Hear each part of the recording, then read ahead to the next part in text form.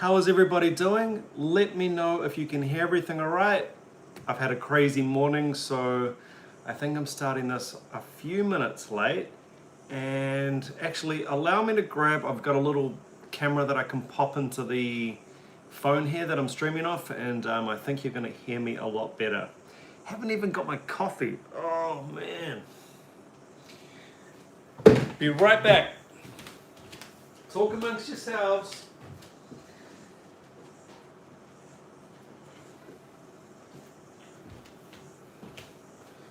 So if everything goes according to plan, the audio should get significantly better right about now. Did we get a bump in the audio quality? Let me know. The time is it's actually almost it's 9:33 here in Auckland, New Zealand, and yeah, sent the boy off to school, and my wife's car's at the mechanic getting fixed, and yeah, a morning of chaos. Suzanne Lash, hello everyone, hello Andrew. So really, I just hope you guys are all enjoying my effort to bring you guys Rush Week. I'm going to bring up on my computer here your guys' comments so I can, it's not very good England. I'm going to bring up the video so I can read your comments a little bit better. But yeah, I thought it might be nice to just have a live chat about Rush. And, you know, there has been quite a few fellow Kiwis at this point chipping in and saying, no, Rush was not a band in New Zealand. And I had a message from, who was it? Hit me up if you are watching. A Kiwi who moved to Canada and then got really into Rush. But yeah, Rush, not a band here. You'd be surprised at the amount of bands that don't make it to other countries. It really is surprising. One good example for me is Don't Stop Believing by Journey. That was not even a song here up until, I'd say it was about 10 years ago, whenever the Glee version, believe it or not, whenever the Glee version kicked off, that was when the original, everybody sort of cottoned onto the original, and I don't know, it's just one of those songs that wasn't a big thing here. So yeah, the comments are flooding in, and I really appreciate everybody's constantly telling me about Rush, educating me about Rush. I am going to bring Rush up, and here we go. The lighting is a little bit dull. I would love to go grab myself a coffee right now, but I'm already behind the 8 ball, and I think if I just went and made a coffee right now, you guys would just be dropping off. So, all right, here we go. Hold on, they've had a few members, right? So Alex Lifeson, John Rutsey, Jeff Jones, Geddy Lee, Lindy Young, Joe Perner, Bob Votney, Mitchell Bossy, Neil Peart. 9 members past. 9 members, really? Okay. There might be a little, I love those little graphs where you can see who was in the band and when. Actually,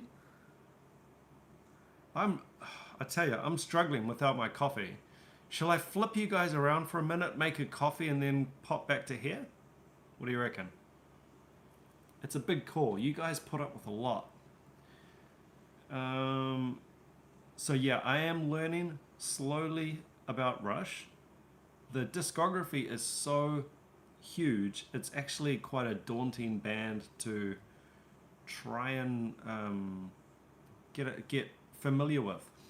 I get it now. I understand the vibe. I understand the fandom. All of that's part of it. I'm fine with now. I get what they're going for and achieving and executing on. But now it's that whole thing of getting deep down the rabbit hole and actually understanding, oh, this era and this album's got these songs on it.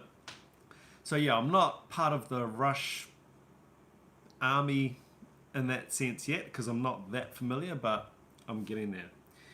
Todd Gaster, coffee, boring, whiskey, pro. Todd, it is 9:30 on a school day here, man. So, hey, no way. I don't want to make the coffee a big deal, but I'm kind of like making eyes at my coffee machine right now. My coffee machine's making eyes back at me, and we've got this connection going on. Tractor beam. I tell you, tractor beam has pulled me in. I'm gonna flip you around to the mess in my kitchen. This is absolutely horrendous. Oh my god.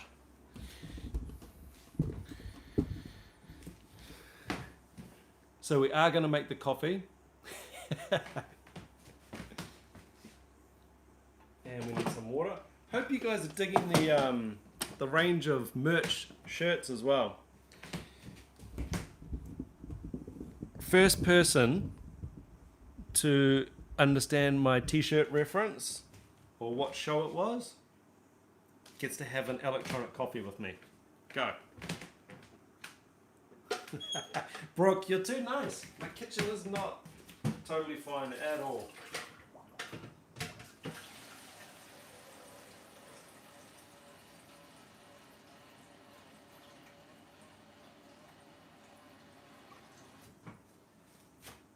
One thing that did... Knight Rider, Jangles, you win the electronic coffee. Go make yourself a coffee and have it with me. I tell you guys, one thing that disappointed me, that somewhat broke my heart when it came to Rush and starting to do these videos. And it wasn't necessarily... You know what? I actually don't think this was specifically from the Rush diehard fans, but people in general were the people that said, oh, BS, there's no way you're a drum teacher and you've never heard Rush.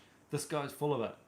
And that kind of breaks my heart because that undermines sort of everything I do. It would just be weird sitting there watching a song and pretending you've never heard it before. I have done videos on the channel that I have heard before, and so I clearly will say that at the start of a video, hey, I have seen this before, I'm sharing it with you, and I hope you enjoy it. And yeah, as Sean Vidal just said, you're upset you'll never get to see them live. Yeah, I mean, so many of these acts, you know, Prince, Bowie, Rush, Chris Cornell. It's really hard to accept that you're never going to see that act again. It really is. It's crazy. Heartbreaking. I mean, never seen Prince live. Chris Cornell live.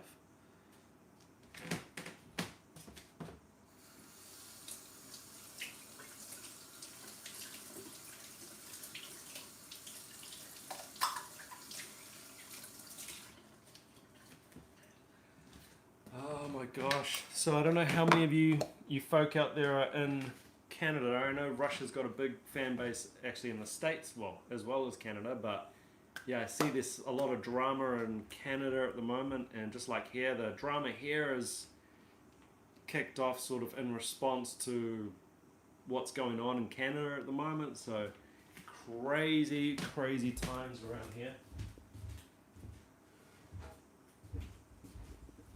All of that is in our capital city, Wellington. Which I think, watching something on TV the other day from Canada, I think that area in Canada was called Wellington. Not sure. But yeah, I live in Auckland. Auckland's the biggest city. Wellington's the capital city, and all the drama's kicking off in Wellington. Enough of that. Let's make a coffee. Mark Putnam sent me some Dean's Beans coffee from Massachusetts.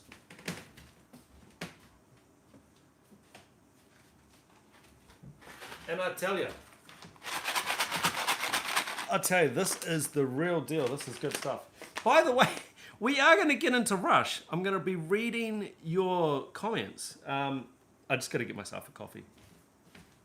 And I know what you're saying. You're thinking, we know you've got to make a coffee. Can you just make it and get on with things? But yeah, it's coming. It's on the way. Yeah, let's go a double.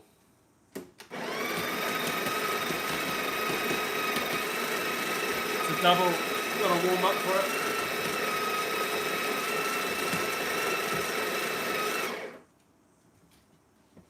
Cheers.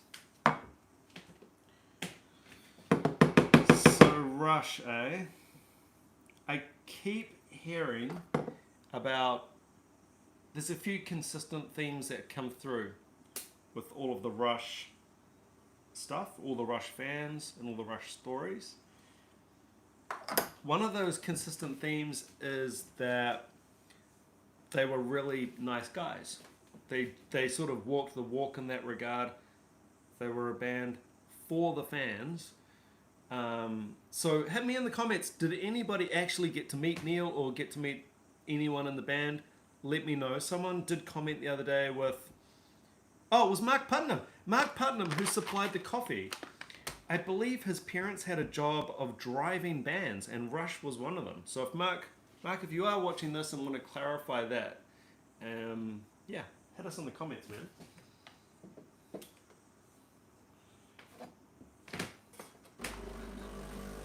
There is that saying, you know, be careful meeting your heroes. And yeah, I guess it can just be a disappointment because for whatever reason they might just not be the image that you, or the type of person that you hoped they would be. But it sounds like Rush were genuinely down to earth, cool dudes. It helps when you're all about the music. It really does. I don't get the impression that Rush were into like the whole drinking, drugs, rock and roll type thing. I feel like they're literally just there for the music. That's the vibe I get. And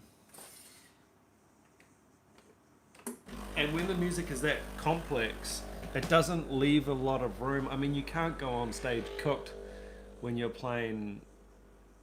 I mean, I've got a breakdown video coming tomorrow.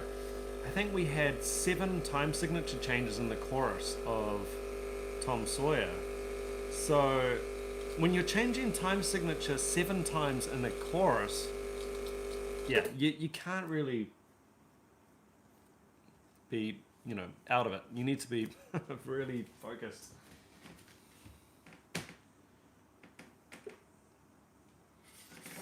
All right. I'm going to spin you guys back around to my Rush set. You want to come back to the Rush set? Hey? Hey, come on. Come on. Here we go. Look at you. Here you come. And we're back to the back to Rush set.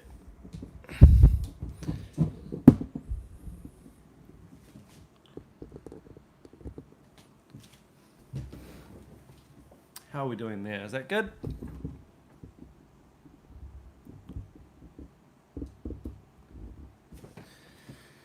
I love that look into the camera when you're doing a live video and you're getting the angle right.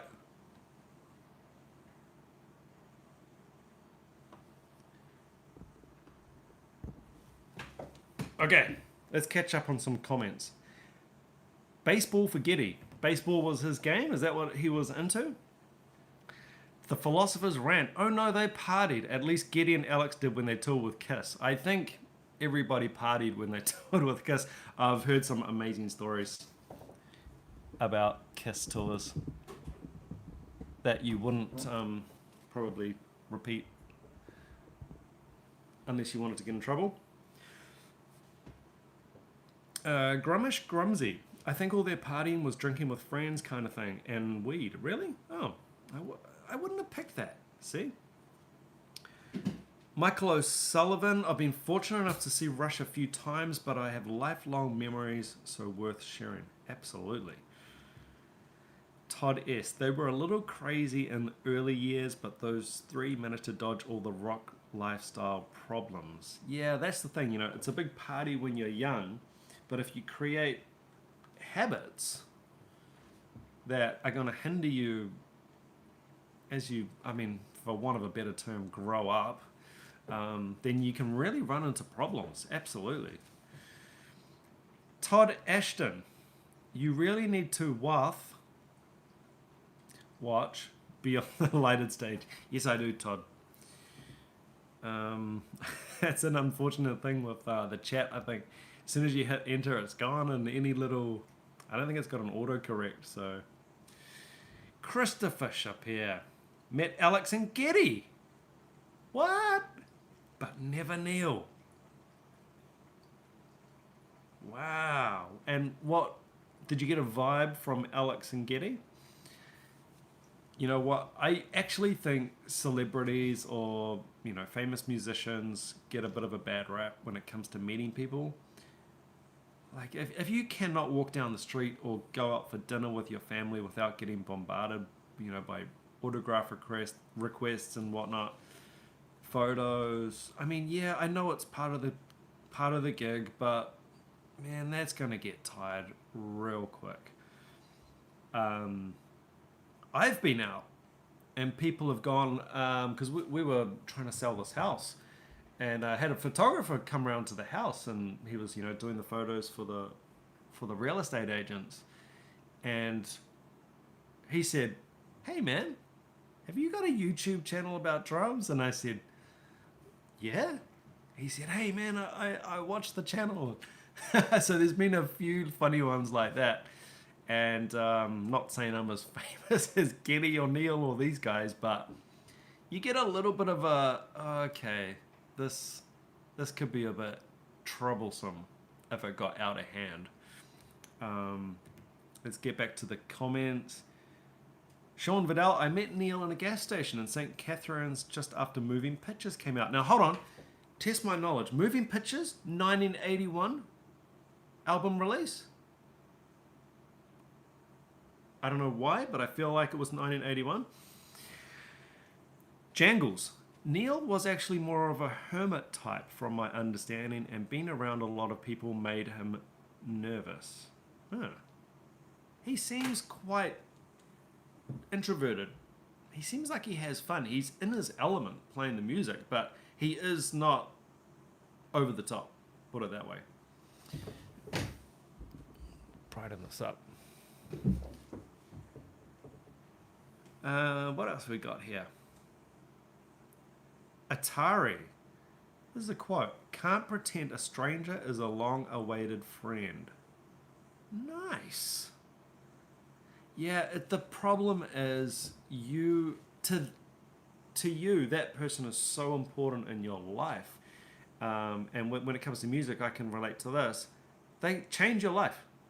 Your favorite artist or singer or whoever, drummer, they've changed your life. But the opposite relationship, they don't know you. You know, you could be a weirdo, you could be a psycho stalker. They don't know. And it's all about how you approach them, I think. If they're with their family... Yeah, I'm not the type of person to walk up to anyone. So, yeah. New Zealand, in fact, is quite conservative in that regard. A lot of famous people do come here to get away from the constant harassment. Oh, okay. Anthony Keller. Neil wrote the line, "I have no heart to lie. I can't pretend a stranger is a long-awaited friend." Wow. Okay, that's fantastic. bit of a poet, our Neil. Cheers, guys.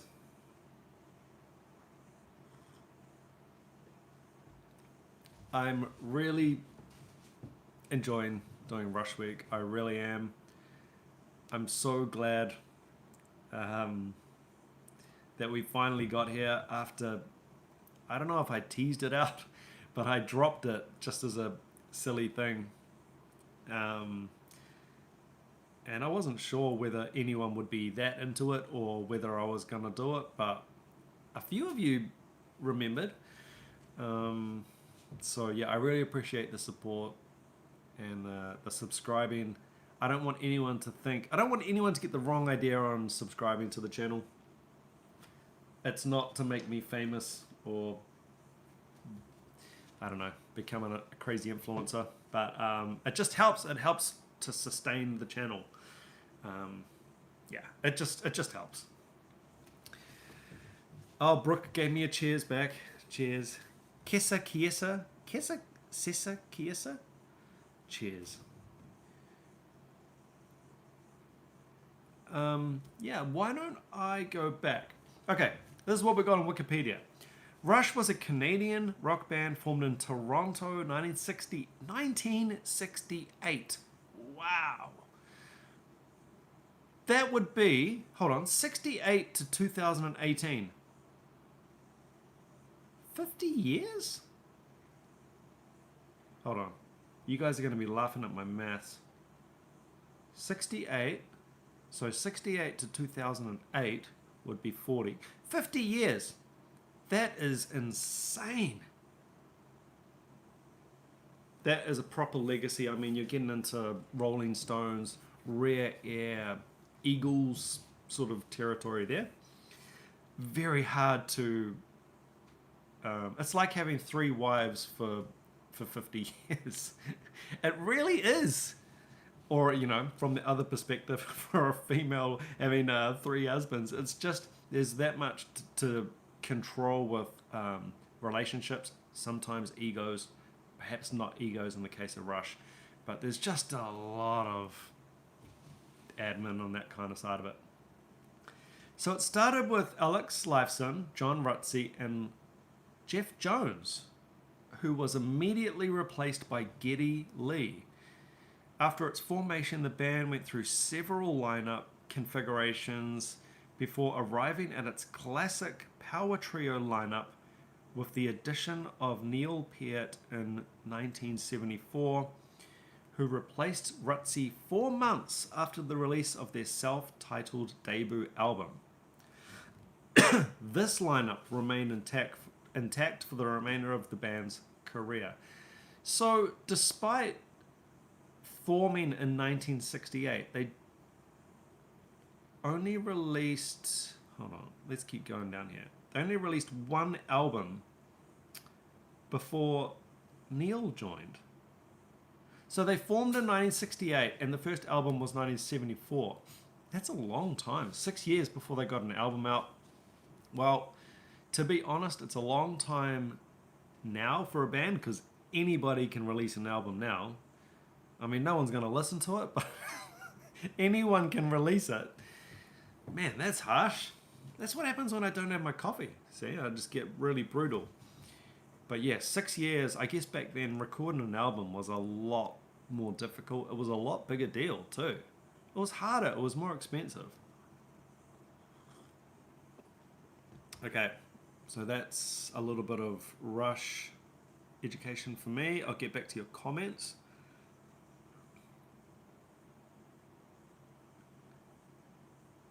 Where are we? Only Geddy and Alex did the meet and greet duties. Right. Neil got on his motorbike and set off to the next gig. He was motorbiking around to the gigs? That is dope. My respect for him, just, if it could have gone up, it just went up, because that is cool. That's pretty rock and roll. He's out on the road, you know, chewing up road while everyone else is mucking around, setting up stuff and flying around. He's just, you know, ears hidden his face and he's getting his nature. I love it.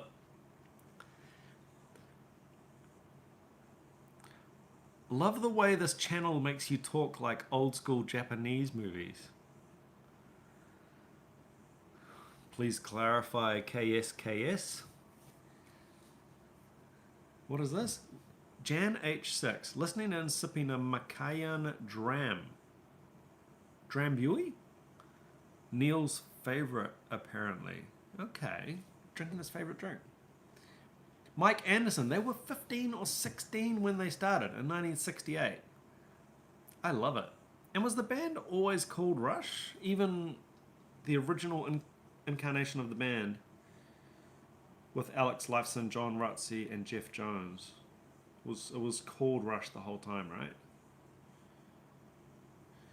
Interesting. It's crazy how a band this big just wasn't a band here. The first... I had definitely heard of Neil Peart. I definitely heard of Rush. And, you know, I would get, like, the Modern Drummer magazines and stuff.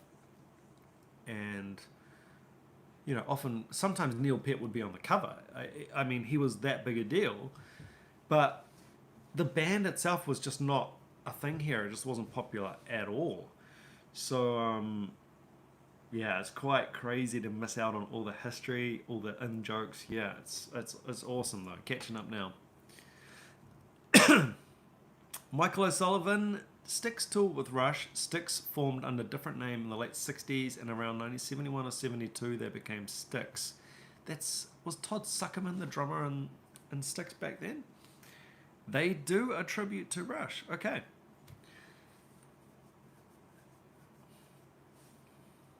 Chad, he was known to bicycle around the cities they were playing in. Nice. So if they were in town, you might hear him roaring around. Did he have a specific bike? Oh, hold on. Grumsy. He rode a BMW 1200 GSA, big adventure bike. Right. All right, I'm going to refresh my chat here. It's amazing how your format creates a love for a Rush. Yeah, Michael O'Sullivan. That's a really interesting perspective and comment. Because, yeah, doing these videos has forced me to watch stuff that I just wouldn't have watched before. Which is weird to me now. Actually taking out time to specifically listen to something new and share just the initial thought with people around the world is amazing. And it genuinely has opened up my ears and my eyes to different groups and different players. So I'm very, very grateful. I gotta say, my Patreon members have amazing picks too.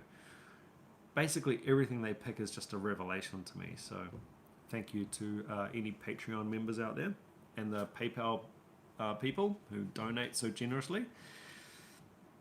Mike Anderson, you should check out his instructional videos. Yeah, sure. Did he release a couple of those? I'd love to check them out.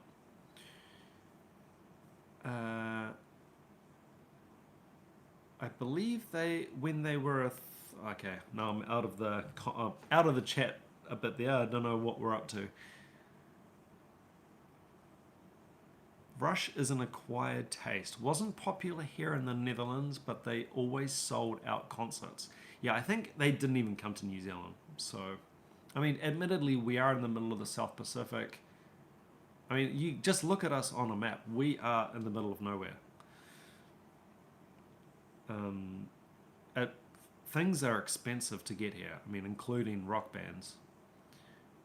Everything's expensive to get to New Zealand. If you do ever come to New Zealand, you will probably find it reasonably expensive.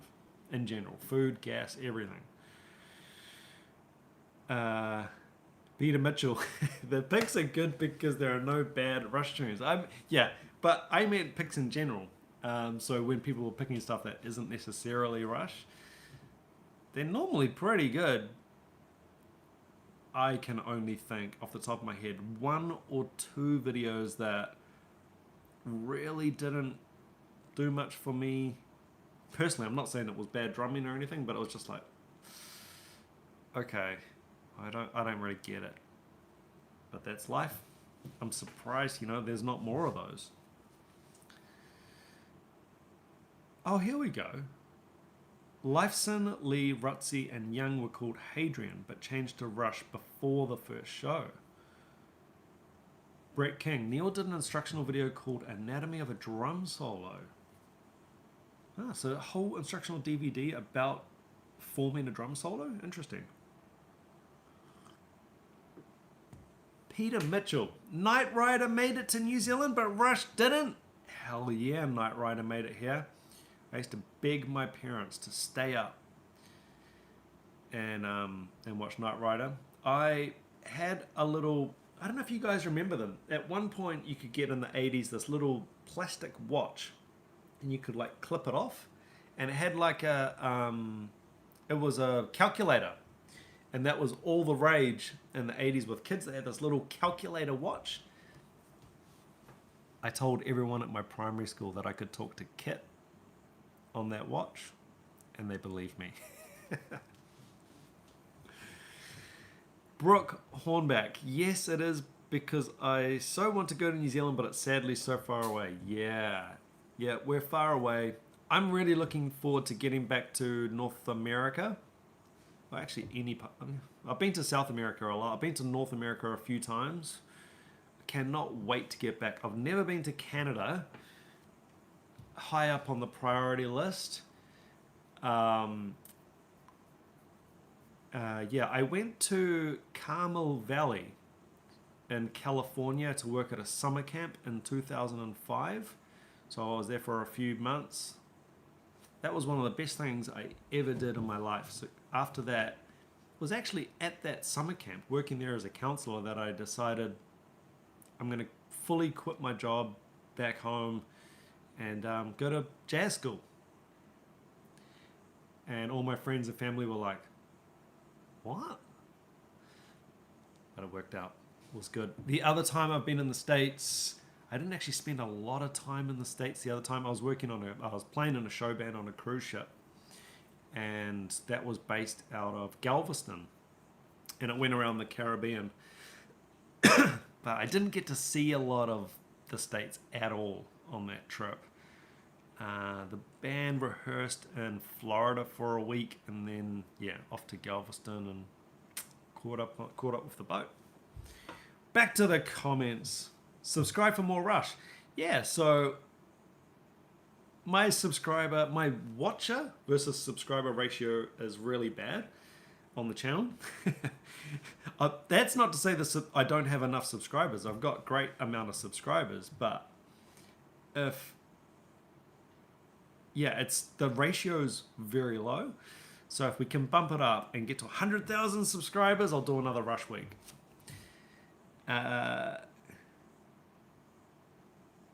Jangles. Neil had some of the most amazing shells and hardware. Yeah, I don't know much about Neil's drums at all. I believe he was a DW guy, at least by the end. The cymbals obviously stand out. I believe they're Sabians, right? But yeah, gear-wise, the actual drums he plays, I don't know a lot about. Should look into that, I guess.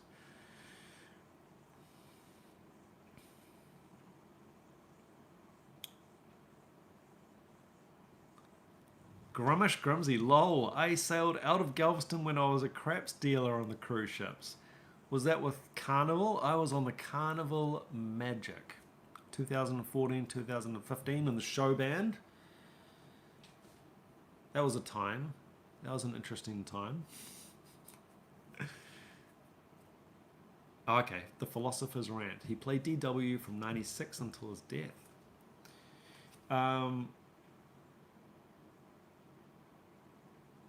Okay, I'm going to go pop back to Wikipedia. Rush achieved commercial success in the 70s with several albums, including Fly By Night, 75, 2112, 1976, A Farewell to Kings, 1977, and Hemispheres, 1978. The band's rise in popularity continued throughout the 80s and 90s, with some albums charting highly in both Canada and the US, including Permanent Waves 80, Moving Pictures 81. That's what I said before, right? You heard me? I remembered that. Signals 1982 and Counterparts 93. Rush continued to record and perform until 97, after which the band entered a 4-year hiatus due to personal tragedies in Peart's life. This rings a bell, but I'm not sure of the personal tragedies he had in his life. Did he lose a partner or a child? People have told me this before, and I don't want to get exploitative of Neil's personal life, but I might have to look into that one. Oh, here we go. Wife and daughter in a very short time span. That is terrible. In the same year? Unrelated deaths, I assume. That's awful. Oh my God.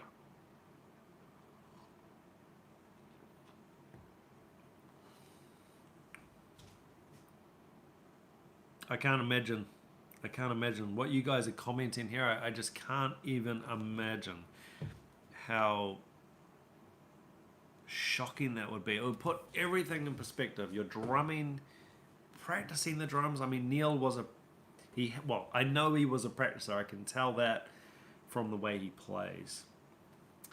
You can tell people who play drums for a living, some of them are practicers and some of them aren't. Basically, anyone you see on my channel is going to be a practicer because they're known for their drumming. But there are a lot of people who just go out and play and are in reasonably big bands, and they're not big practicers, and just doing the gig is enough. Neil is a practicer. In fact, I think the band would have been practicers. I've been super impressed with Alex and Geddy as well.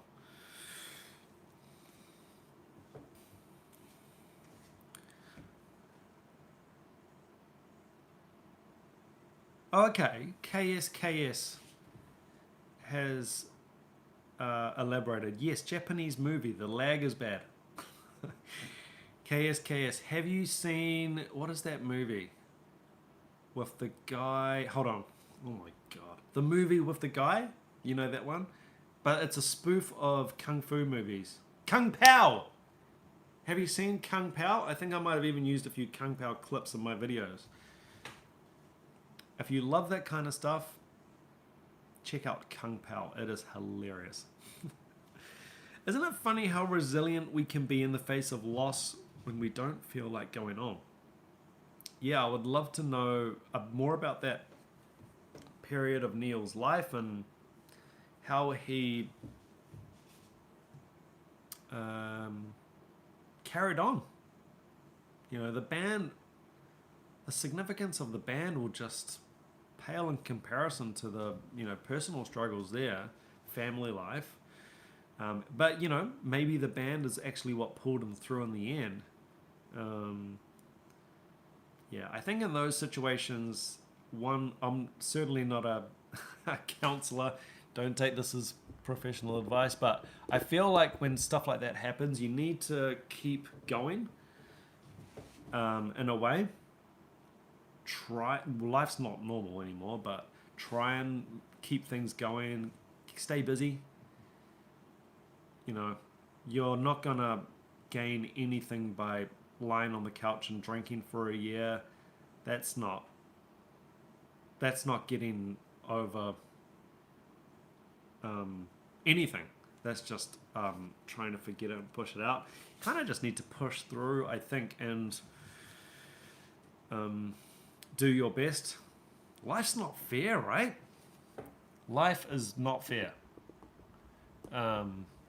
And I guess he's had a lot of wins as well. He's had a great life, and so yeah, I guess you just do whatever you can, and yeah, I don't know. There's no real firm path for that stuff, right? Let's get back to this. Papa Carl 2002. Has anyone been able to try the Rush Canadian Golden Ale? Alex and Getty did hilarious videos about their tasty malt beverage. I'd love to try that. Yeah, I coming back to the American thing and travel and New Zealand being a million miles away from everybody, I would love to come back and I would love to do some, meetups, like community meetups. People from the channel. I think that would be really cool. I don't know if I'm overestimating the reach of my audience and how concentrated it might be in certain cities or towns. But I think it would be awesome to actually get out, meet people, meet you guys, go out, have a drink, talk drums, go to a show. Actually, that could be an interesting way to do it. Go to a show, like somewhere like Red Rocks, which is a place that, just took my breath away on a few videos, and say, hey, I'm going to be at Red Rocks. Come and say hi. I'm the guy with the red handkerchief coming out of his pocket like a bad date. Come and say hi. And but yeah, it'd be great to do some kind of community meetup.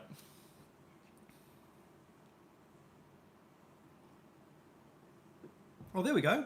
Drummer Daddio. If you come to Denver, it would be rad to catch a Red Rock show with you and some mates. Come to RushCon. RushCon? Is RushCon a thing?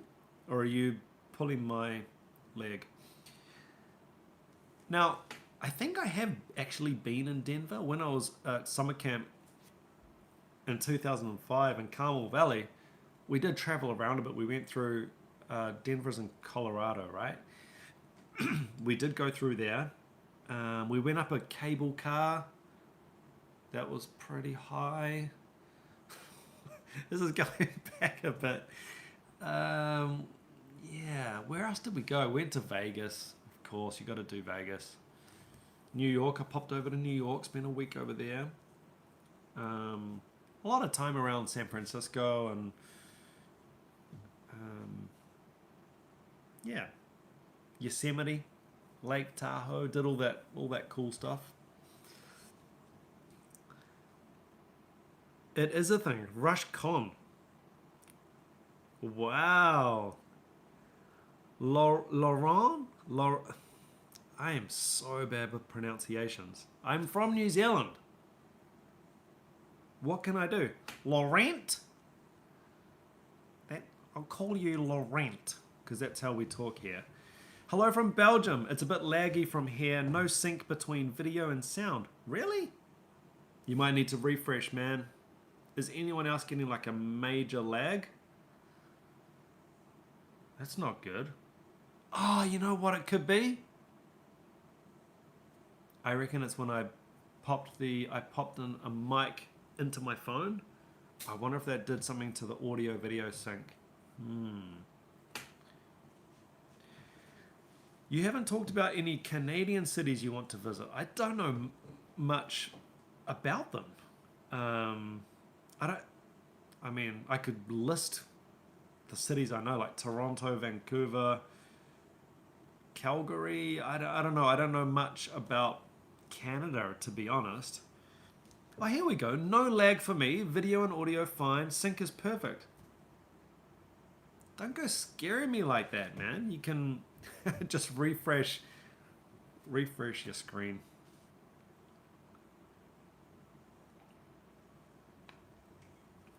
Isn't it actually, I'm going to sound like an old man saying this. Isn't it actually amazing that we can do this? I mean, technology. 10:16 a.m. here in Auckland, New Zealand.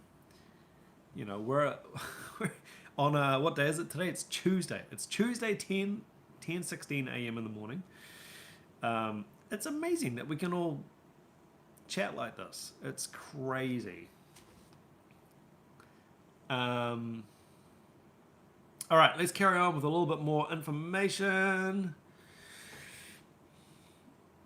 Rush ceased touring at the end of 2015, and Lifeson announced in January 2018 that the band would not continue. On January 7th, 2020, Peart died of glioblastoma, a type of brain cancer, at the age of 67. Far too young, and was still playing great too, towards the end there. Rush is known for its musicianship, complex compositions, and eclectic lyrical motifs, drawing heavily on science fiction, fantasy, and philosophy. Lyric content is one thing I have not gotten into yet. So I've obviously got a long way to go with Rush. Lyrics, haven't even gone there. The band's style changed over the years from blues-inspired hard rock beginning, later moving into progressive rock. That's how I think of them. Then a period in 1980s marked by heavy use of synthesizers. Hey, no one avoided that. No one was around in the 80s and avoided the whole synthesizer thing.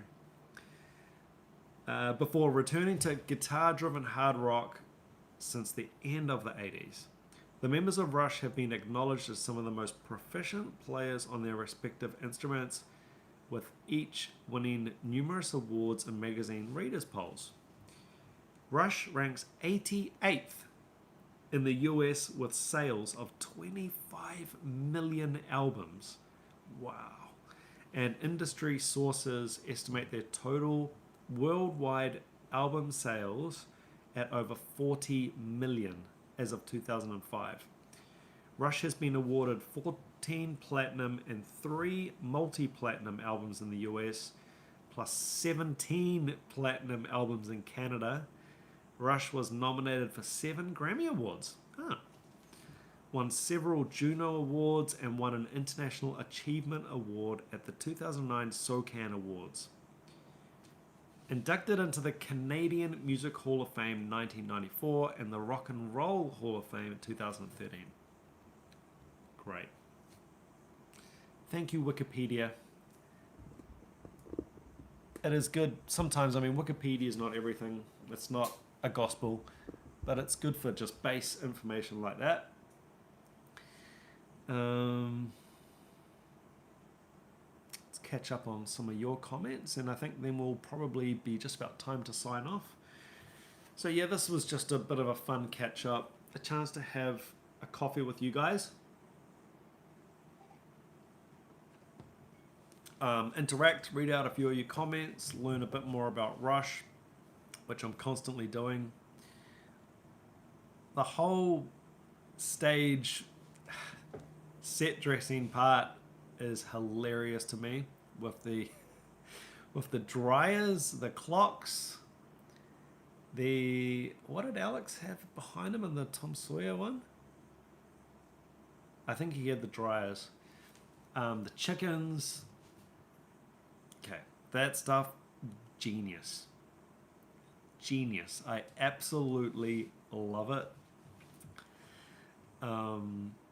So yeah, that has been a revelation for me, that these guys have got personality. They're funny. They're a crack up. Brett King, the lyrics make the music come alive. It's a journey. Oh, absolutely. I totally get I'm missing a whole element of the band by not understanding or reading or following the lyrics. It's just too much on a first time listen to it. Drums, music, this guy slapping the bass and singing really high and got crazy guitar solo. It's just too much. Lyrics as well. What can I say? I'm a male. I do one thing at a time normally. That's about it. And I'm lucky if I do that. The Barbie groupies. So apparently this is in response to, from your guys' comments, apparently the Barbie groupies, is that a response to the fact that they don't have a lot of female fans? They're a bit of a guys band. So is that the story behind that? It's hilarious. Finlay Reedy. It's quite unfortunate that Rush has fallen to my second favourite band. I love Opeth too much, although they will always be the band that had the biggest impact on me. Opeth, man. That band, they got me right here. I was not expecting that from Opeth. I just expected, I expected, I don't know why, and then it wasn't that. It was heavy, man. It was heavy, man. Todd Ashton, they don't wash their dirty laundry in public. Okay. Review the camera eye from moving pictures.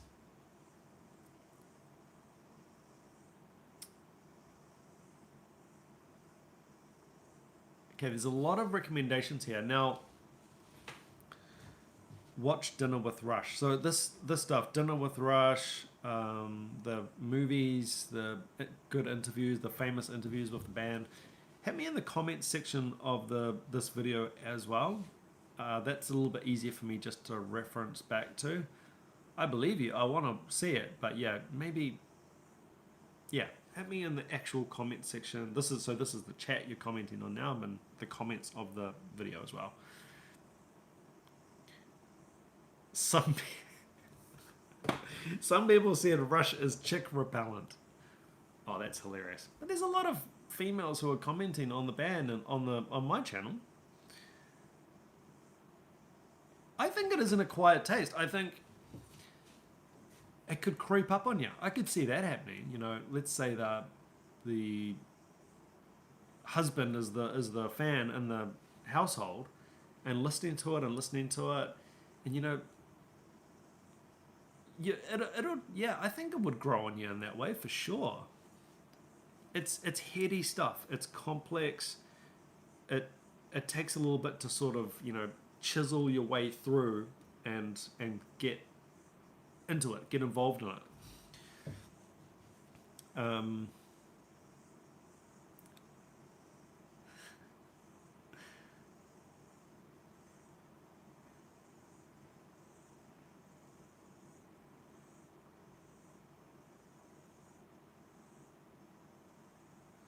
All right, I'm just finishing up here, reading some of your comments.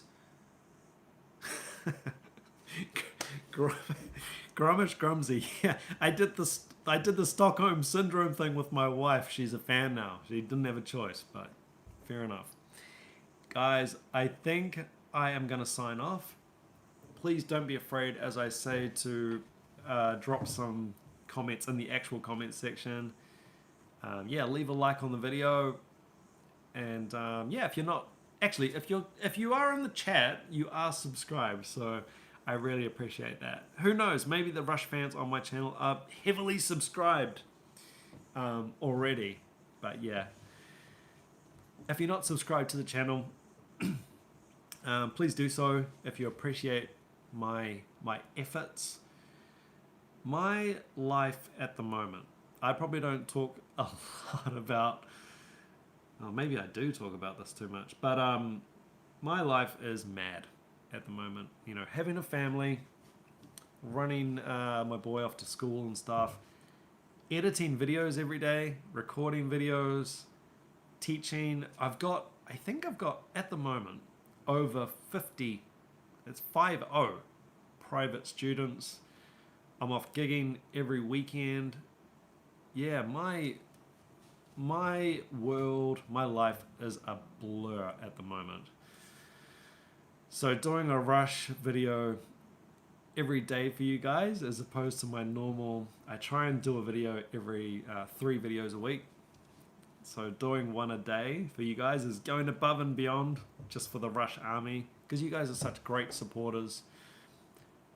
The watch time is really good too on the Rush videos, because you guys just appreciate it so much. I do try and feature your comments in the chats. So yeah, yeah, I really do appreciate your support. By subscribing to the channel, you're not making me rich and famous. You're supporting the channel and making it sustainable. Please don't think I'm going for anything other than that. So yeah, thank you so much. Hey, we've got a new call for Rush Month. Nunpuia. I don't want to mispronounce your name. Nunpuia? Rush, yeah? Hey, you know what?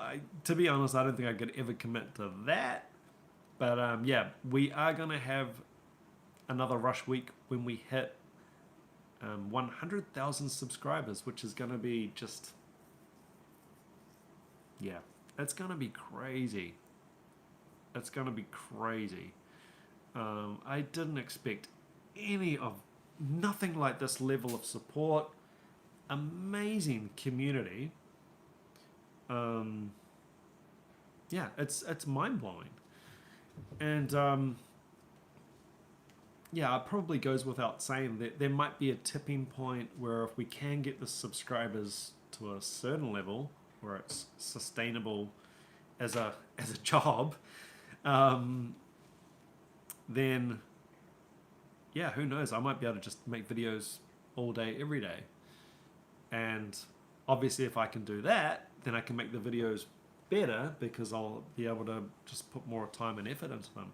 So it's all about going back into the channel. It's not about fame and fortune. Atari, make a second channel just for Rush. Awesome. I love it. So yeah, any way that you think you could help, if we can get the subscriber versus watcher ratio at least to 10%, under 10% is low. So yeah, we'll work on that. And yeah, guys, thank you so much for joining in on this pretty all over the place, all over the map chat about Rush. Hope you're enjoying Rush Week. We've got another video tomorrow. It is an analysis, a breakdown of Tom Sawyer, the studio version. And I actually have the Drumeo sheet music running in real time with the isolated drum track. So I'm bringing you guys some goodies. There was a lot of video overlay, so hopefully everything's in sync. And cranking out these videos, and then I'm like literally speeding off to get to my teaching spot. So yeah, guys, thank you so much. Get in that coffee or something a bit stronger, depending on what the time is where you are. Love you all. Thank you for the support. Peace out. Rush Tube. Enjoy the rest of Rush Week. Take care. Bye-bye.